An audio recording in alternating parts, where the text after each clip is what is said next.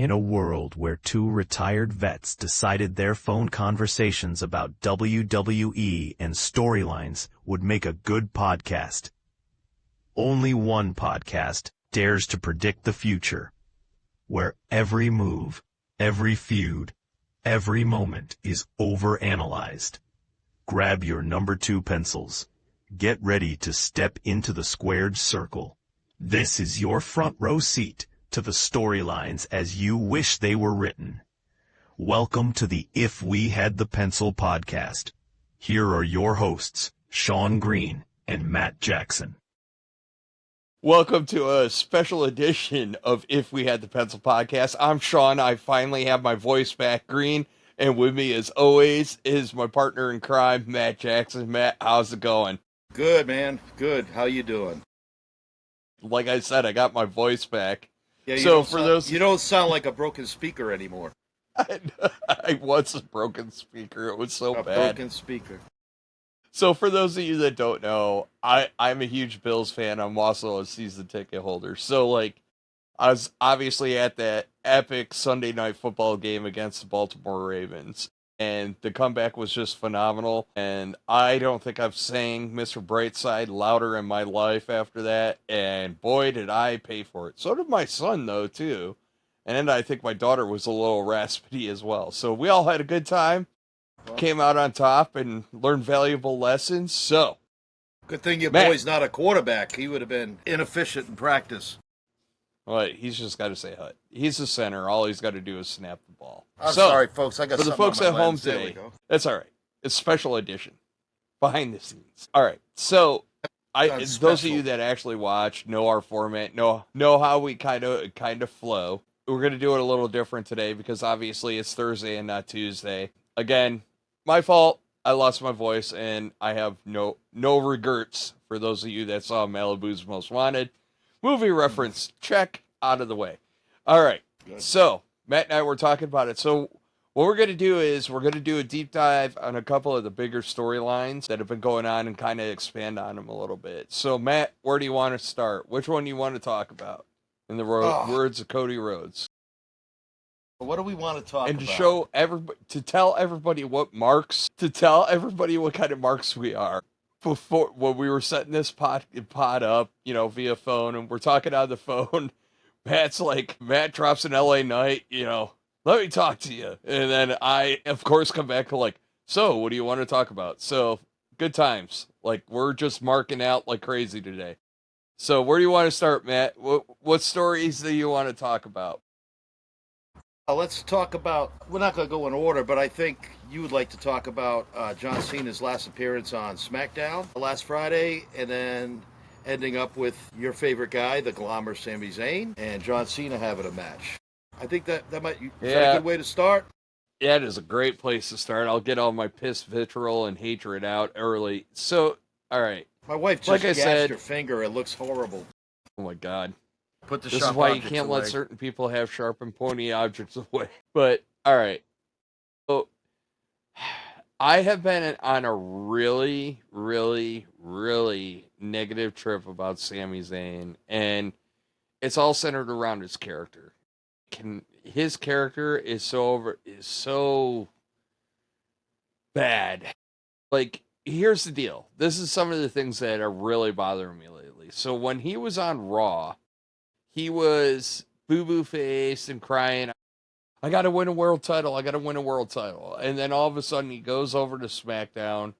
He beats Solo. He gets the U.S. title. Okay, cool. And then now he's talking yeah, I'm finally focused and I'm finally doing it. And I'm just well, what the hell were you doing when you were trying to get in the world title picture? So then, because he's the glamour, Cena comes out, it's his last appearance on SmackDown, and the glamour just could not let it go. So he decides, I'm going to come glom on to John Cena's final SmackDown. Leads to a U.S. title match, which the match was fine. We knew it was going to end in interference. You kind of knew there was rumors Brock Lesnar was going to be there anyways, and it was that's how you get out of it without making Cena look weak. But I was more PO'd that that dude, that character of Sami Zayn right now is losing like all originality whatsoever. Like he took the Cena shtick, with the U.S. Open title, U.S. title Open Challenge or whatever the hell it's called. Yep. I just the glamour aspect of it. But all right, Matt, get into it. Let's hear what you got to say because we know I'm biased. I admit my bias. Well, we were talking between Friday and today, and I mentioned that I think they're writing this into his story, and I think the best way to go and the way I would go with is that he's going to alienate himself from all the baby faces.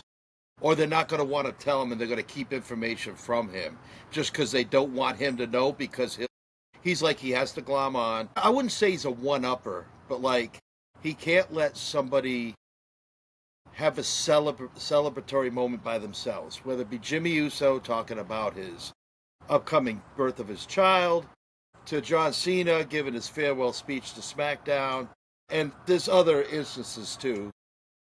So I think it's an intentional storyline part, and the way that I would go with it and the way that I hope they go with it is that just eventually he gets alienated by the faces because they're just sick of his routine. Like he's just annoying.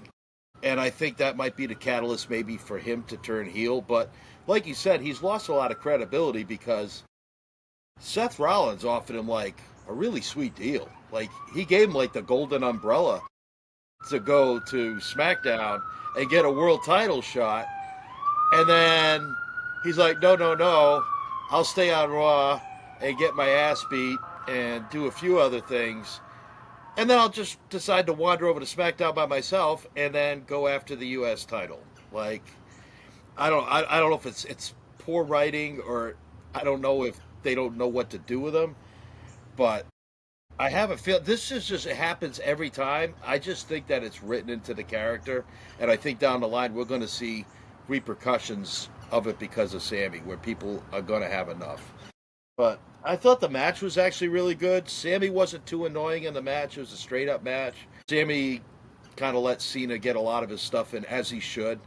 But yeah, the whole segment, like Cena was doing his usual, great Cena promos and, reminiscing and talking about stuff he did in Chicago, and the fans loved it. And then, yeah, out comes Sami, and the fans didn't like it. And I told you, I said, I don't know if this is a one-off because it's Chicago. He got booed heartily. So my thing is, if this coming Friday, which so. I don't even know where SmackDown is on Friday. If he's getting the boos this Friday, and if it's not what the WWE wants, the WWE may have a little bit of a problem, and they're going to have to book and write Sami in the future. If it was a one-night thing because it was Chicago and it was Cena's last match and the fans were pissed, I think the worm is turned though. I honestly feel like the fans are catching on to this shtick and they're not buying it one bit. Well, it's the plucky underdog shtick, right? Like that's always been his problem. The plucky underdog shtick just does not work for him anymore. You can only be the plucky underdog for so long, and it's just like, I get it, man, but I think Cena had I don't care what Cena says, he's got to say in who he wrestles, because when he listed off his list of people, Sami was on there, and I was like, all right, cool. They found a way to get that Sami match in, which is fine. Yeah. But it's just, I hope you're right, and I hope they do isolate him in the storyline, because I'd love to see faces just be like, what are you doing?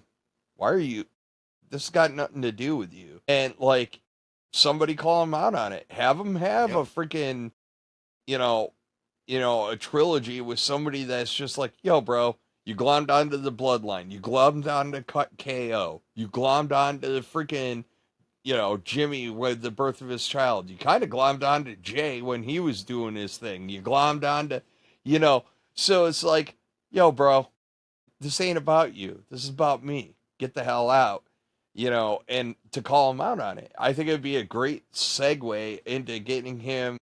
And then as he gets isolated more and more, then he starts feeling disrespected. we can get those promos where he's like, I am the U.S. champion. You will respect my authority. And, Yeah. And stuff like that, which would be cool. So I don't know.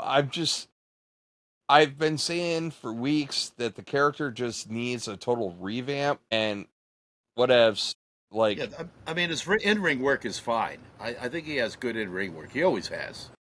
He yes. gets a little silly sometimes with his selling and his comeback when he hulks up, but other than that, like technically speaking, he's a good performer. He is. So I He want to kind of is. compare him, and I know I've used this analogy, or this character more than once on this podcast, but we talk about the plucky underdog. There was no more plucky underdog ever than Rocky Balboa, right?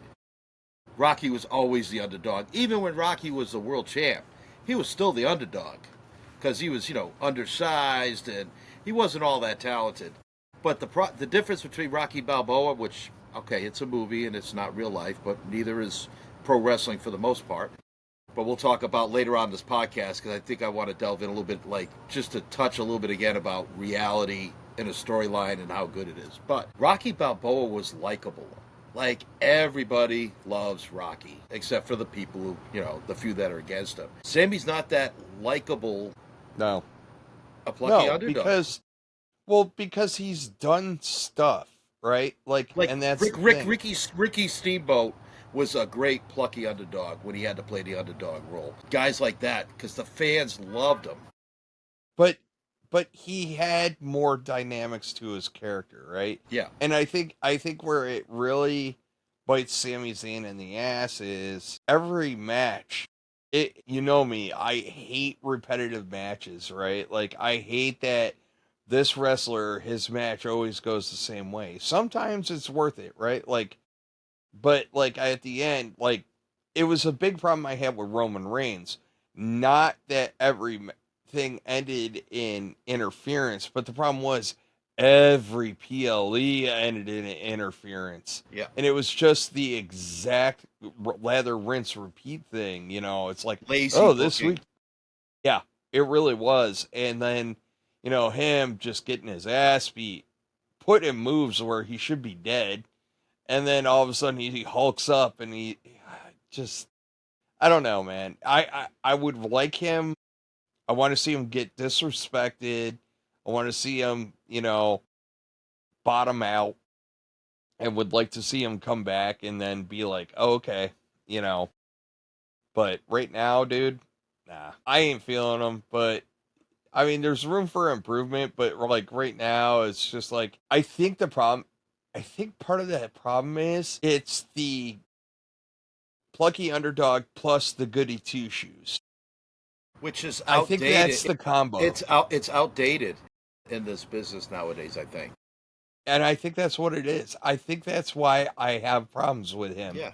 Because I'm like, wow, he didn't take Seth's offer. Why? Because he's Mr. Goody Goody. And it's just like, all right, well, you had a championship opportunity, but instead, like 4 weeks later, you went over to SmackDown, and now you're, you know, okay, you're U.S. title holder, but you could have been facing Cody or whoever's got the Universal Championship. It, Yeah. it just, Yeah. Like when Jacob Fatu won the U.S. title, it was exciting.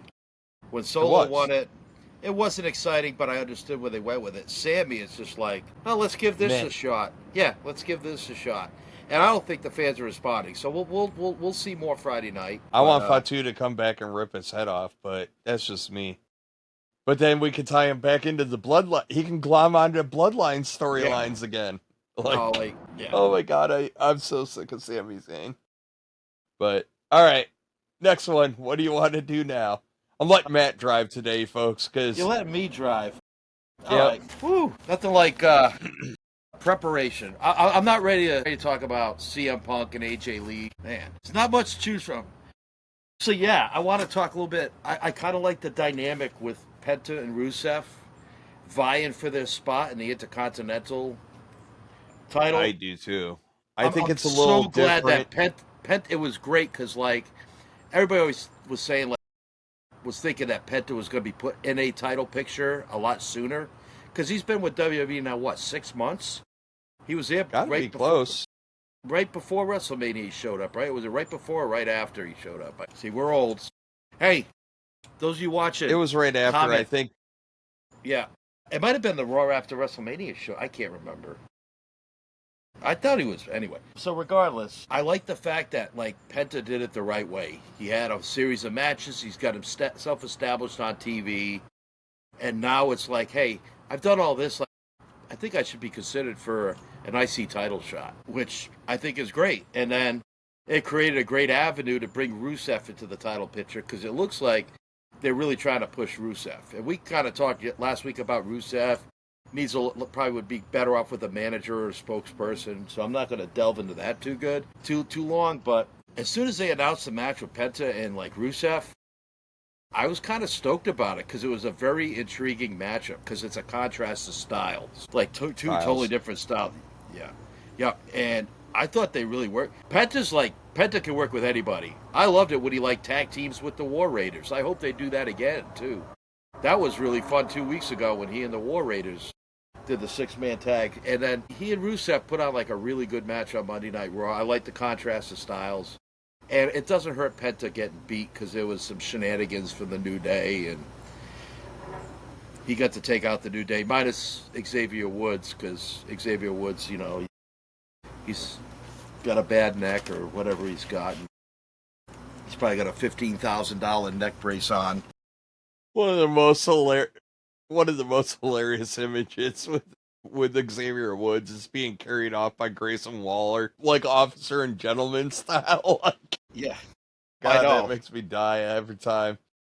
And then they just lacked the romance. Well, the thing too in that match was, and man, shout out to Corey Graves, man, for like just picking up subtleties. I thought that he gave Rusev a Mexican destroyer, but then when you saw it, and Corey Graves fixed it like right away.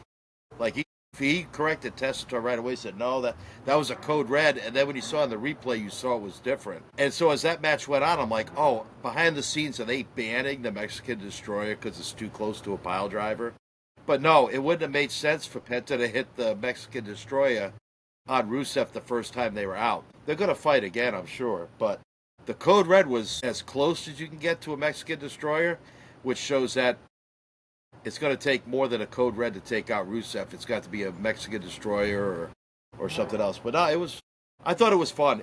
It's cool when you get to see stuff they throw out that you never thought of. Because I never thought about, what would it be like to put Penta and Rusev together?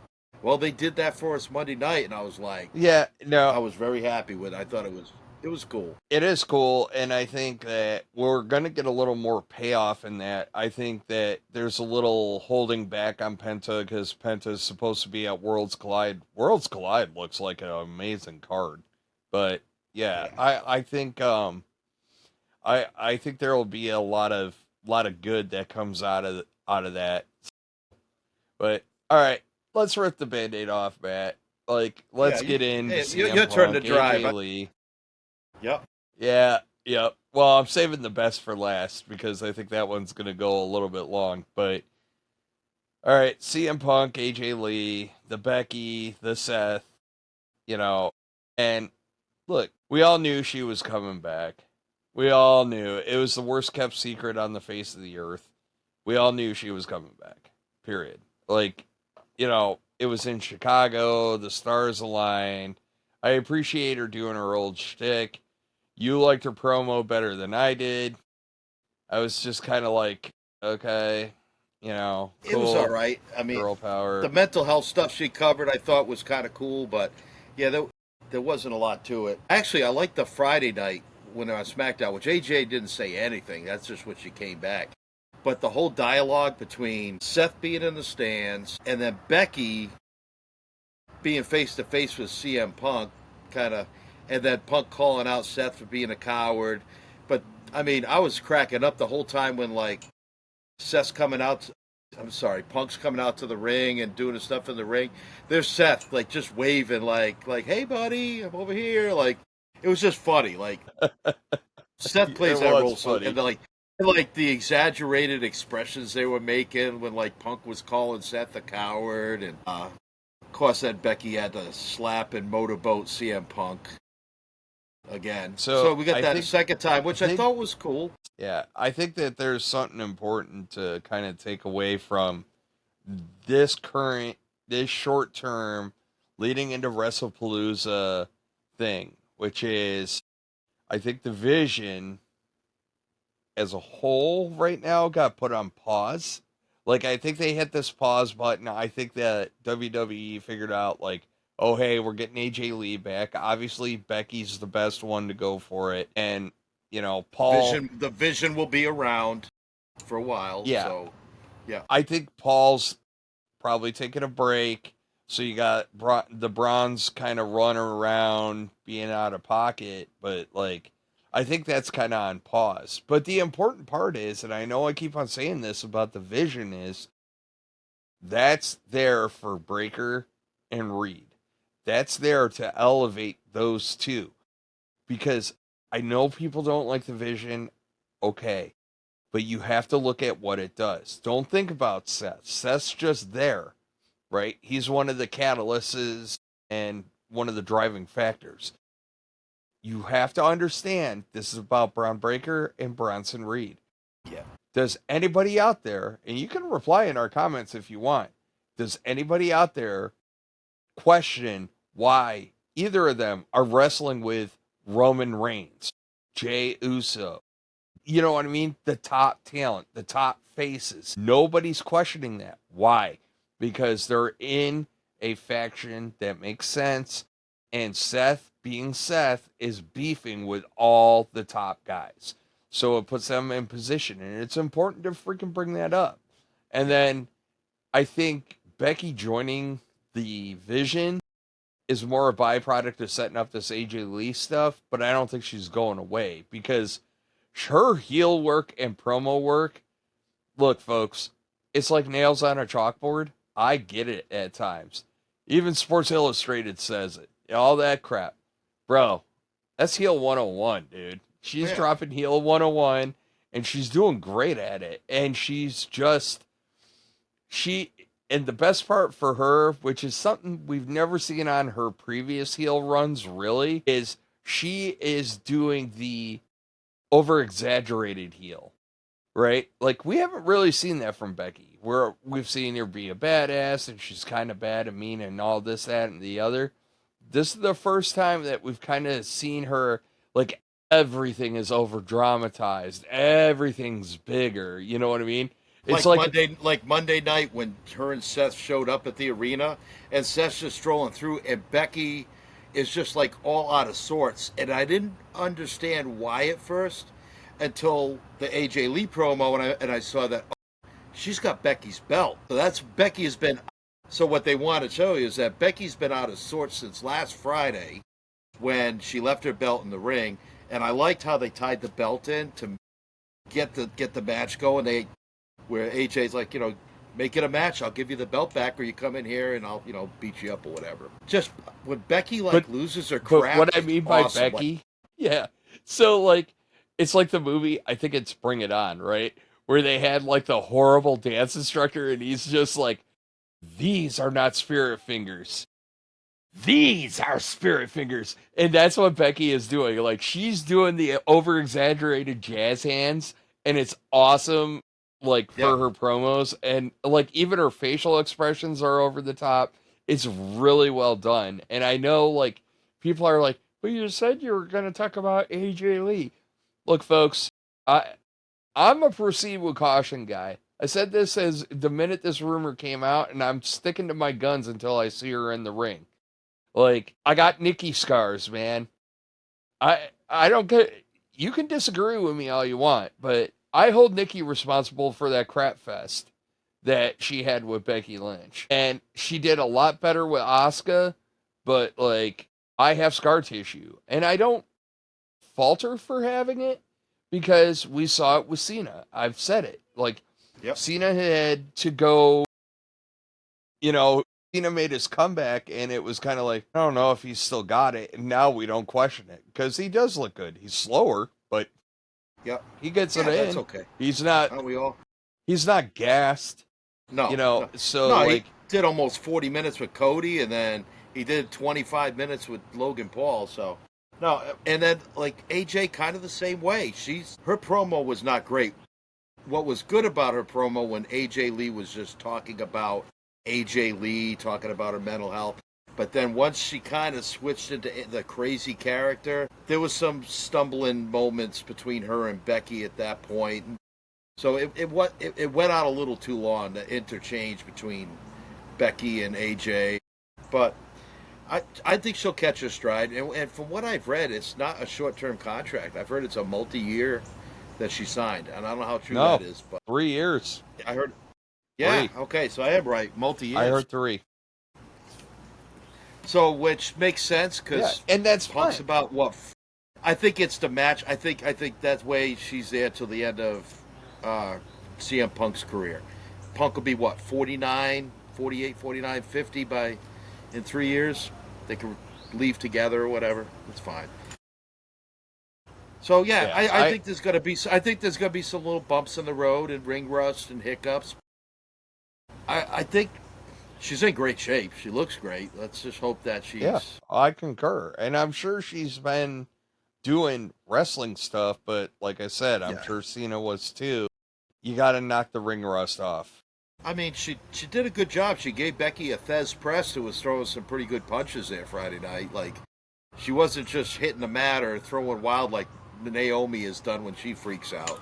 Like, she was putting them in there pretty good. They looked good for the most part, but I think, the big reason, like you said, they're pushing the Vision to the side. This is the first pay-per-view with ESPN, under the ESPN banner.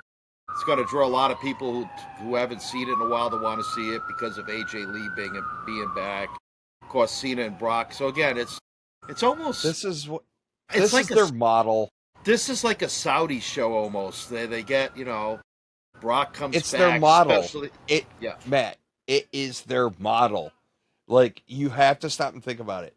What happened when they went over to Netflix? We got some big contrived goofy ass show, right?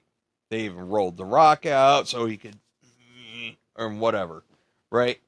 Which he's lost a lot of weight, so guess who's not coming back? Or he gonna have a lot of time in the gym because I think I saw he dropped like 35 pounds or something for a role. For a role, he didn't just say screw it, I'm not gonna work out anymore, but he dropped it for a role and like, but still in all. But he could always get his special vitamins and bulk back up again. Yeah, well, my point is that, like, we saw it with that one, right? Like, oh, we're doing something new. Okay, cool. We're going to pile all this, like, nonsensical matches. I mean, we're going to kind of make them make sense, but not really. So now they're moving over to ESPN, and they're like, okay, cool. We're going to ESPN. Got to make a big deal. So what are they doing? They're running back all the names that people know. Punk is going to be prominent. Like, I'm sure Brock Lesnar is going to be prominent. I'm sure, all those names that are household names, I'm sure kind of like back in the day. Cody Rhodes will probably return that show. I think that we'll see the return. Triple H already said he is. He kind of gave that one up, which everybody knew he was coming back. It doesn't matter. It's just, but the point is that they're going to run back, like, be prepared for Nostalgia Fest. Like, I'm sure Nikki's going to have a match if she doesn't already. I don't know. I haven't looked at the card lately. Yeah. But they're going to run back all the names that general people know and then get their little pop and people like, ooh, it's on ESPN now. And then after WrestlePalooza, we'll go back to business as usual. And we won't have these deviations from the storylines. No side quest. No capes, no side quest. Yeah, until like Road to WrestleMania, and that's when you start seeing celebrities come back in or whatever. But that's going to be a thing anyway. We're always going to have the celebrities on the show, and that's fine. I will take the bet now. I'm going to say it. You know who's going to be at WrestlePalooza? Jelly Roll. Yep. And Post Malone. Snoop. Yeah. I don't know if Post Malone didn't look like it. Post Malone was there for the alcohol and hanging out with Jelly Roll. He wasn't there for the wrestling. But we know Jelly Roll loves it. And then I know Snoop loves it. Shit, Oh, you Snoop saved a segment at WrestleMania. And He then sure did. Halliburton will be there because he's from the Pacers. And Bert Kreischer will probably try to make an appearance. He likes going too. So, like, you're going to see celebrities up the yin yang. Yeah, don't be surprised if you see Pat McAfee make a surprise cameo at that show. They already said he's coming back for that one. They announced that one. He'll be back for that one. I can't even. Or I know I'm not smart, but I can't even get like anything original through tonight. No, it just makes sense. So, and then I think anybody who's anybody in the indie scene is going to be there. So, you know, I think it'll be. My money's on Snoop and freaking Jelly Roll. I think that's a fair bet. So I have a question about Jelly Roll. So if he gets down to like 200 pounds where he wants to be, will he have to change his name to Jelly Stick? Just a thought. I don't know. Light Jam. Sorry, all right. This is a special edition. All right. It's all right. All right. So what is next on the agenda? Well, I think we go into the monstrosity of monstrosities, which is the main event that happened on Monday night, which is Jey Uso's post-match antics, the super kick to LA Knight. We're starting to see, and there's some onion peeling that has to go here, because obviously Roman got into his head. You got to look out for number one. He's been kind of screwed watching out for other people. So I think what you and I were talking about, and I will put out right now, there is one flaw in my argument right now, and we'll kind of dissect this more. But what I really want is, right now, Jay is an uber babyface, like uber babyface. So, like, I don't know if turning him heel is really going to do you a lot. And then this goes back to the WrestlePalooza effect. Now Jimmy and Jay are going to tag up as the Usos, and it's like, okay, cool, but I don't, you've undone all your work. I don't want to see, No, especially when he's been the last couple of months, he's been talking about family, like he's basically forgiven Roman just because he's family. And so the whole show was good because it started off with the reuniting of the Usos. And like we were talking about this the other day, it's like Jay's cool single, Jimmy's cool single, but when you put those two together, man, it's just like great stuff. They like Jay's mic skills are questionable, average at best.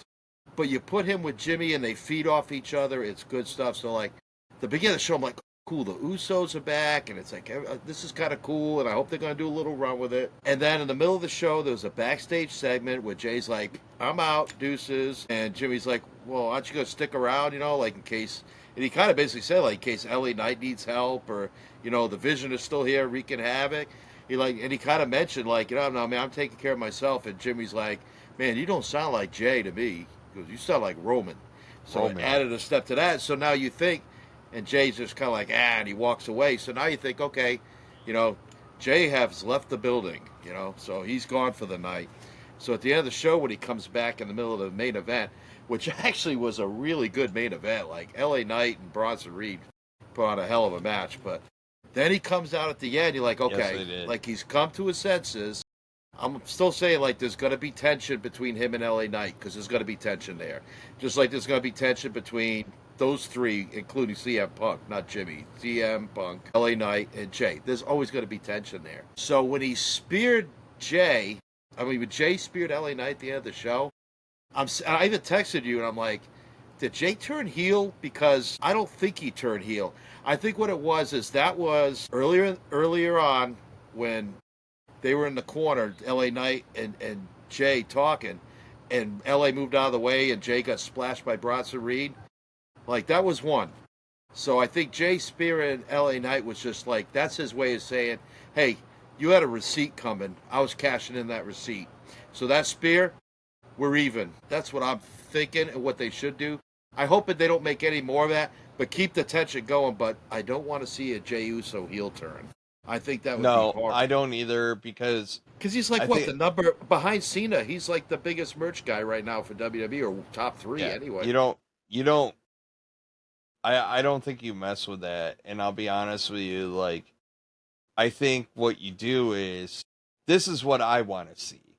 And I know I told you about this. So, what I want to see is when Roman graces us with his presence again, what I want is, I want Roman to be in a situation where he is getting his ass beat.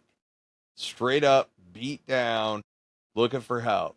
You get Jay's music. Jay walks a few steps out and he stops. And he just lets Roman get his ass beat. And then Jay goes back to the back, And I think the only flaw in that storyline is Jay's character is very family centric, but Roman's telling them to look out for number one. So it does two things. One is it shows Jay's looking for number one. Doesn't mean he's a heel, but it means that. The second thing that does is now Roman is truly isolated. Like, he just lost his own words came back and bit him in the ass. And I think there's a lot of story and a lot of work that you can do with that. I will say the Bloodline's going to heat up a little bit, but I don't want I really don't want to. I don't want to get the band back together. I don't want to see the band back at Survivor Series. I think this needs to be. Everybody thinks that the eventual telling is Jay taking over for Roman, and going from right hand man. What do they call it? I think they just called it the hand in Game of Thrones, but like going from that into, everybody thinks that Jay's gonna take over as like the tribal chief, and like whatever. I don't think he needs it, but I think the story you could tell leading up to that is great. And I would love. I think and I don't want to so full much up good rehash work for of the Roman Bloodline. to have that where he gets his ass whooped and Jay just doesn't save him because he's out for number one. But Jay's got to have a title match to make that viable. Coming up, not in that show. No, I agree. And I think with the Bloodline, what I like about the Bloodline is, and I hope they never bring that whole storyline back, the big, huge Bloodline, but there's enough there that you can kind of keep that in the snack bin, in a hermetically sealed container, and you can open it up and you can reach in there and you can take a little bit and use it, and then you can put it back and, save it for another day. So I don't think we're ever going to see the Bloodline go away, ever. Like completely, but I still think you're going to have like little things here and there, offshoots of it. But I don't think we're ever going to see the 4-year run of the whole Bloodline story. But I still like the fact that you can pull from that and still have like good storylines. Yeah, the shows in Chicago, sure. And I think that there's. No, go ahead. Go ahead. I did the worst thing you could do on live podcasts. I started talking. So I was gonna out loud. Just do it. No, I agree with you on the whole Bloodline aspect of it, and I think it's great. I think that you got to be real careful dipping into that well. You can always turn it on, but you got to tell compelling stories. And one of the beauties of it was throughout the duration of the Bloodline storyline, there was a lot of good stories being told. And now it's kind of flipped to the chapter where it's about Jay. It's not about Roman. And like, I think it's a good out for Roman too, right? Like Roman can kind of do that handoff and go to being a full part-timer, if that's what he wants, or if Roman's just trying to get back in I don't know. I would love to see where like Jay just leaves him hanging. Boom. Done. It would be one of the best storylines they have.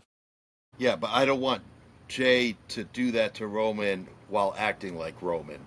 Jay has to be Jay when he does it. And so to me, there has to be a good principle why he's doing it to Roman. Not because Roman was just drunk on power, abuse of power, was just a bully. I'm not saying you abuse him. No, but I'm saying if he doesn't help him out, or if it's gotta make sense, and it's gotta not be something that Jey Uso wouldn't like. I don't want Jey Uso to No, do Roman. I want Jey Uso to do Jey he Uso does it stuff. because that's what Roman told him to do. Right. Right? He's frustrated. He wants his belt back.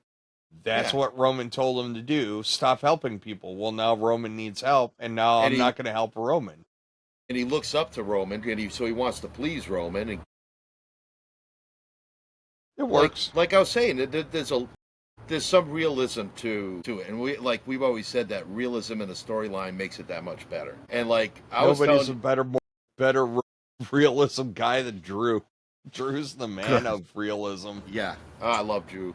And then I saw something online that kind of made me sad because I've been loving the CM Punk. Boy, we're going on a tangent here, but CM Punk and Seth Rollins feud now with Becky and AJ, which is based on reality.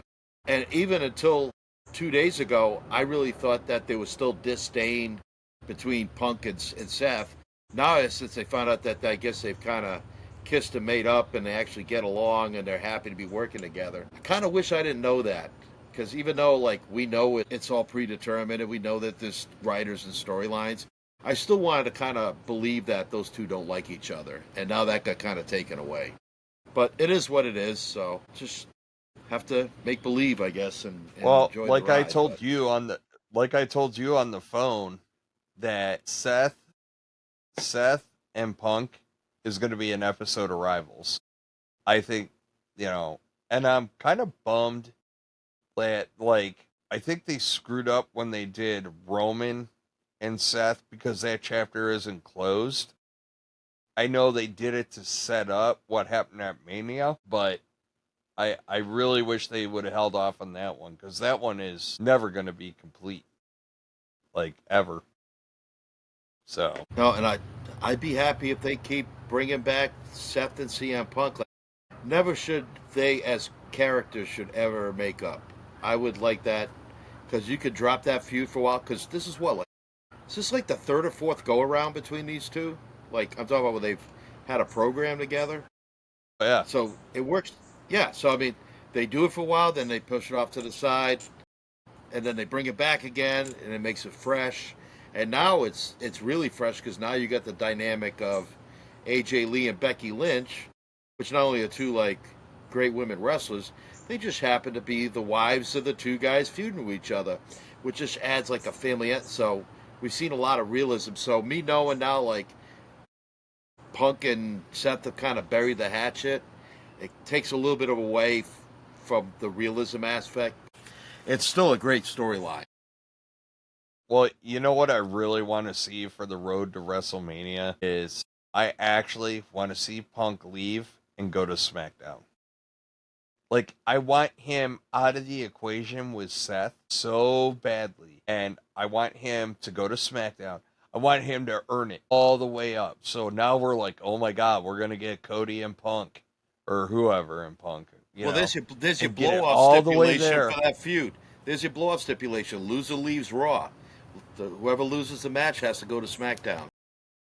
That would be cool, too. Actually, I like that a lot. But yeah, I want Punk to go over to SmackDown. I want him to resign on SmackDown. Far away from Seth. So much so that, you're get the audience to go, all right, Punk's finally going to do it. Seth's over on Raw. Blah, blah, blah. And then right in that Mania match, bam! Screw him over one more time. And then you finally let him get his comeuppance SummerSlam. Oh my God, it would be so good. It was good when he won. I'll be honest with you, it was good when he won and Seth cashed in on him, but kind of expected it. Yeah. But if you put him over on SmackDown and he's in an arc with Cody or whoever, it doesn't have to be Cody, but he's in an arc with whoever's got the SmackDown championship, it'd be so good because people would be like, Seth's on Raw, Seth's on Raw, Seth's on Raw. And then all of a sudden, you're like, oh my God, Punk's finally going to do it. Stomp. Nada. Yeah. And then it'd be interesting to see Punk work with guys like Randy Orton possibly, or rehash the feud he had with Drew McIntyre. I don't think that's... I mean, Drew's still talking crap about him. Yeah, I haven't heard anything. We'll see, but I don't know if they put that on hold, but They did. yeah, I kind of like the fact we're not really following a format tonight. I don't. SmackDown was centered mostly around the whole AJ Lee and Becky Lynch return and John Cena's final appearance. There was a couple other matches here or there. I'm trying to see in my notes.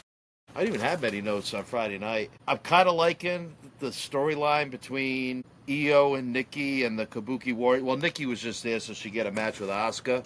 But then I like how they brought Rhea into that faction. So obviously we're going to see Io and Rhea against the Kabuki Warriors. But, I think at some point, what do we do with Kairi Sane? Because she's kind of like this little helpless waif that just, like, is the thing to, like, that she leaves Asuka too and everybody's against Asuka, or is I she hope just... not. I like Asuka having a crony.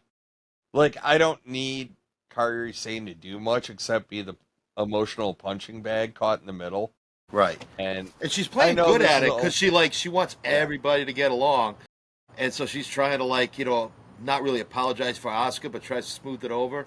And it's like little details, and I'm just remembering, Asuka will be somewhere off camera down the hall, and she's, screaming for Kairi Sane to, get over here in Japanese. And all of a sudden she's like, I'm sorry, I gotta go. But it's great because, Asuka doesn't come back and get her. You don't see her, but you hear her off camera just start screaming. And every time she does it, it cracks me up. It's a nice little touch.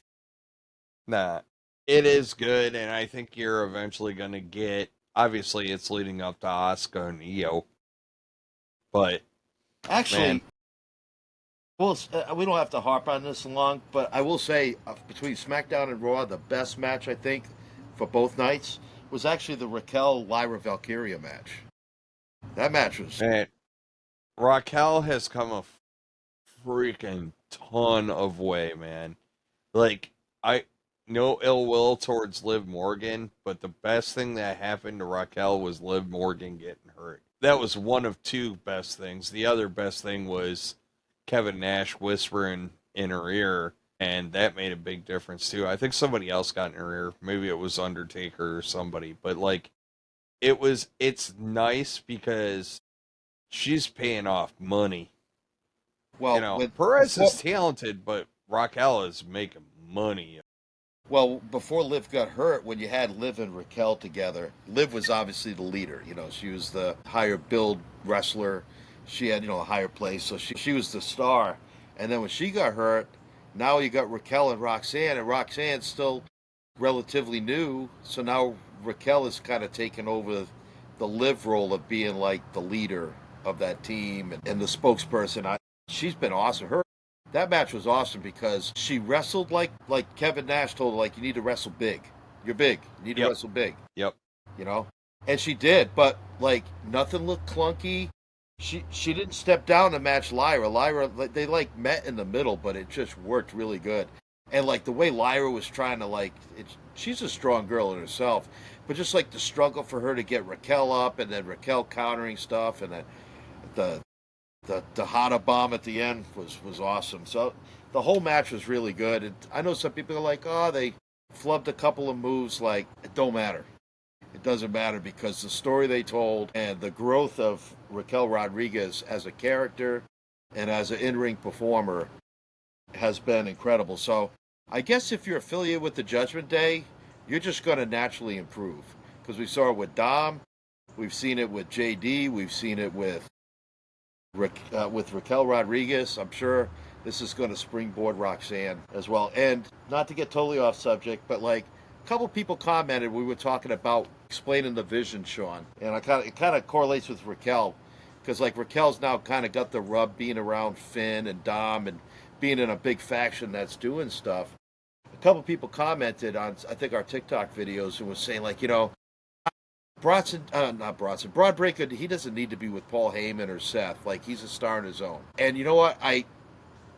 We know that Braun Breaker is a superstar. He's going to be an elite performer for years to come. My thing is just being associated as a Paul Heyman guy and being put in those spots has just made his star rise faster. It's put him in high profile matches quicker, and it's being part of a faction.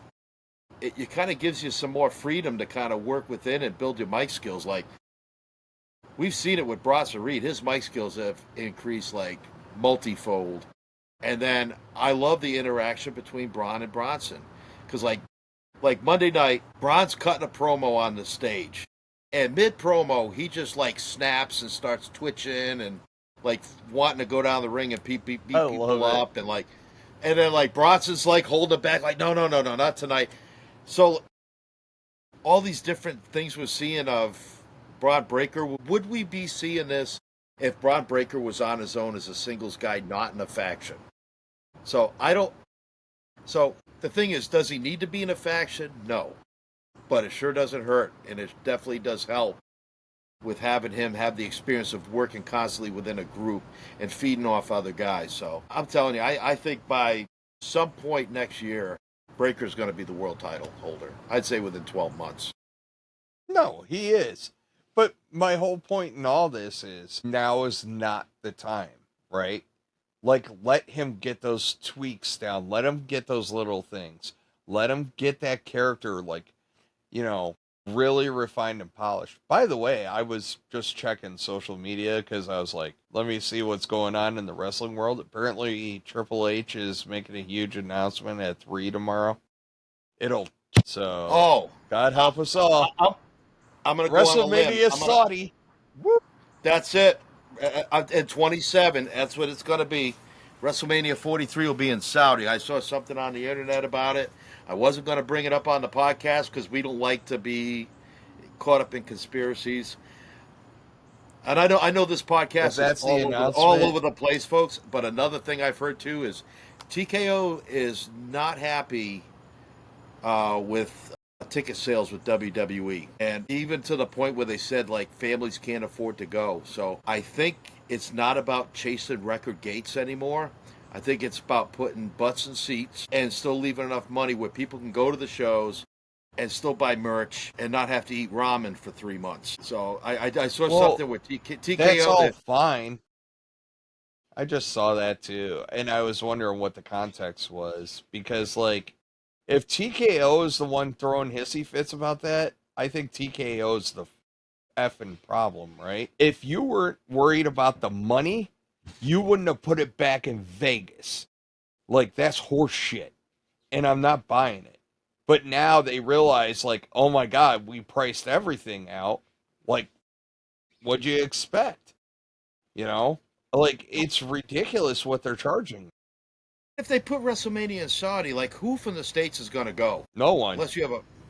First of all, even if I had the money... So if that's the announcement... I don't think I'd want to go... Yeah. That's what I'm going to guess. That's my guess. That is my guess, that it's going to be WrestleMania 27 is going to... WrestleMania 43 and 20... Whatever the hell number it is. 43. Yeah. If it's going to Saudi, I'm going to puke. That's horrible for WrestleMania. Like, yeah, I don't care. Like Rumble, SummerSlam. If I'm going to give up a WrestleMania, if I'm going to give up WrestleMania to another country, it better be effing France. Like, yeah. I'll take that. France. Let's do France. Even if they had it Wembley Stadium. Yeah, France or Wembley Stadium in London or something like that, or you know. Hell, the weather's good. Put it in Mexico City. At that huge soccer stadium, you can get like 140,000 people there. Or something. But like, yeah, Saudi. Any other show but WrestleMania, I'd be fine with it. And then it's going to be like at wonky times, too. Watch WrestleMania 11 o'clock in the morning. No. It's a night. WrestleMania should be like a late, like after dinner nighttime thing. It's, you know, like not, which... I didn't mind watching Clash of Paris. They're going to alienate. Hey, early afternoon is not that bad on a Saturday. Like, I don't have a problem with that. It was a Sunday Clash of Paris. That was kind of cool. Yeah, I know, but I'd rather a Saturday. But, like, if you're going to put that crap in Saudi, you are going to piss off a way ton of your fans. And the sad part about it is, going back to the ticket sales thing, is you only go to Saudi if you're chasing money. Period. There's no question, stateside, take Vegas out of the equation. I don't know why you ran it back there, but that's neither here nor there. But, like, if you're worried about gate instead of money, you don't send that crap to freaking Saudi. But they insisted on having Mania in Vegas again.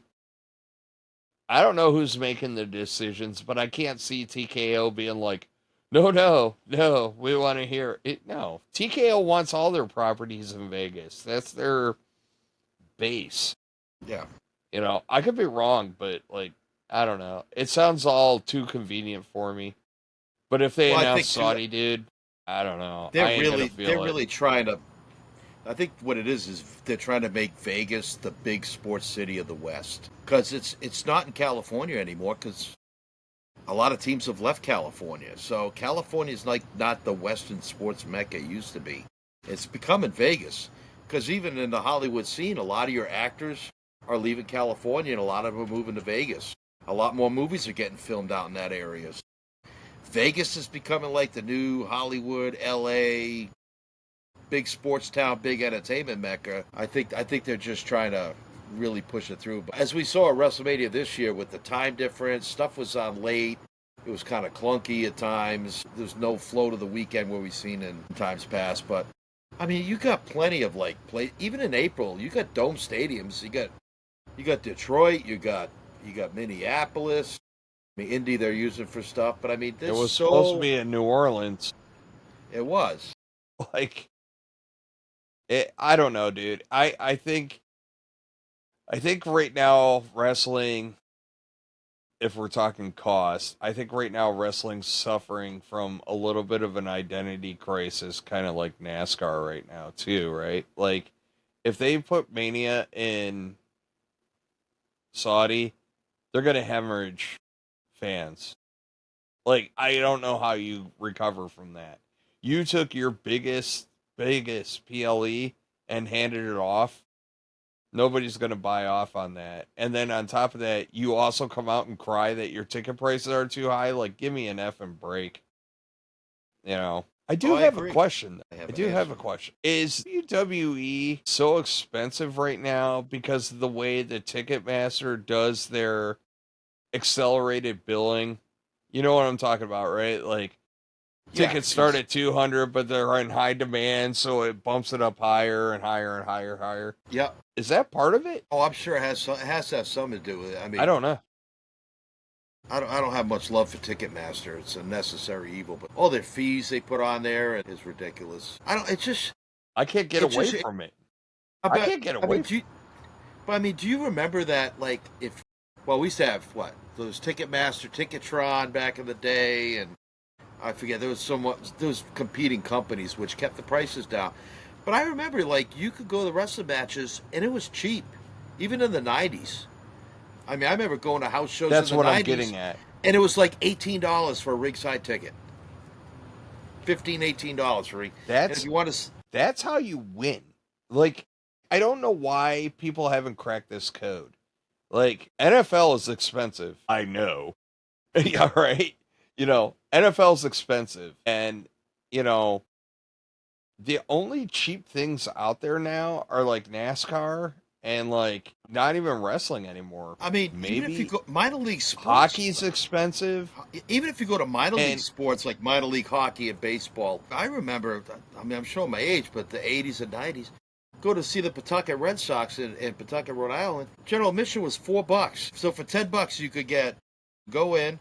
It was 50 cents for a program, and you use your other $5 to get something to eat and drink. $10 like you're at a ball game. Now, like, minor league tickets are what, $30, $25, $30, unless, you know. That's my point. Like, and I get it. You're pricing people out. We're 35 years later, and inflation, but like, there's no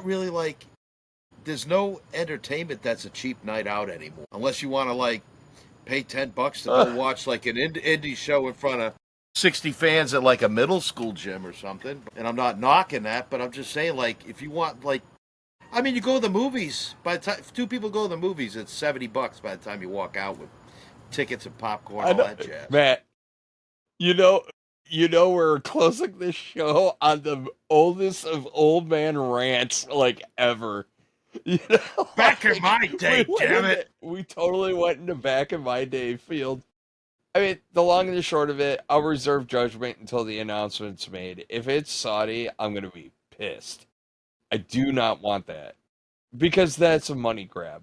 You can't come out and go, well, we're pricing out families and then go, you know what? We took our biggest PLE and we went for the biggest effing payday. Because we know the Saudis will just, for wrestling, so like, they're going to throw money at it like nobody's business, but that's a paycheck freaking chase. That's why Yep. there is a Saudi show. Yeah. Oh yeah. So, whatever. I don't disagree. So I guess the only last thing wrestling wise I want to talk about from my end is the AAA show Friday night, and the card itself looks good. The main event. Is it become Dom 2 belts? Dirty Dom 2 belts? Yep. Yep. And that's why I kind of wanted him to drop it. I get why you don't, but yeah, it's going to become, you know, because he's one of their most over heels right now, and to see him with two belts, it's the Chelsea Green effect, right? Like when the US title first came out, you're like, for the love of God, put it on her. Why? Because she'll just be that much more arrogant and annoying. The character will be over Right. the top. And like it's gonna be the same with Dom. But I really, really, really need them to do something a little bit more with the Judgment Day as a whole right now. Because like if Dom's staying, fine. If Dom's going, fine. Let's get him gone.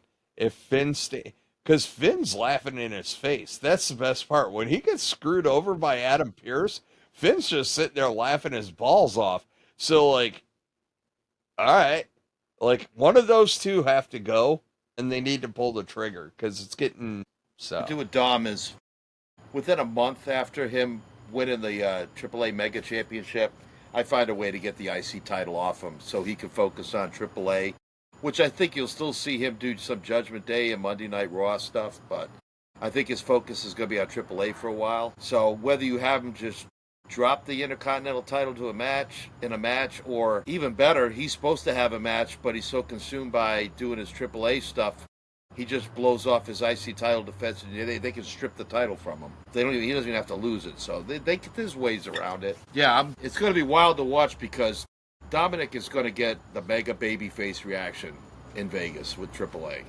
Well, I don't know. It's not a Mexican crowd because he's way over in Mexico, but depending on how many true It's AAA Vegas, fans you get at that baby. show, it is Vegas. Yeah, that's what Dom got his curtain call this year when he won the IC title. So, yep.